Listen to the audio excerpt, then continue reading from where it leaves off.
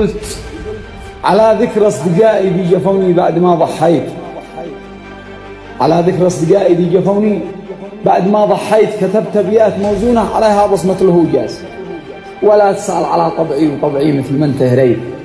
أنا شاعر شموخه من شموخ الشام خل ملاس، معيشة الكرامة والحمية وين ما وليت. وتقنع نفسي الفشار والكذاب والهلاس، وأنت شلك منهن مسمى شل ما شليت. ولو شليتهن كامل ما بتقطع الأنفاس.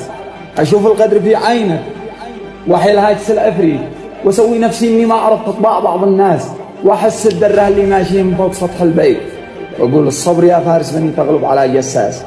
وأحس بكل شيء من دون ما أقول إنني حسيت. لهذا قالوا الناس إنني شاعر بدون إحساس، وأنا من راس قوم ما يبيعوا شيء بكيت وكيت.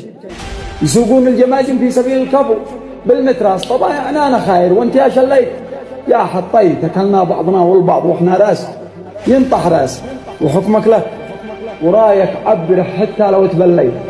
لرايك حرية ما هي بواشنطن ولا تكساس، ولكن لك حدودك. وانت لو فكرت وتعديت هتلقى عاقبه سوداء مهينة بعد ما تنداس، لأنك بينشف راسك وصدقت انك استقويت، وما تعلم بردة فعل مترفع شديد الباس. سهرت الليل أمس البارحة واشتكت وتمنيت لبعض الأصدقاء لي كان صحبتهم ذهب والماس، وفي هذا الصدد ذكرني الماضي بما سويت، وحاولت أشرح الموضوع وأصيبه.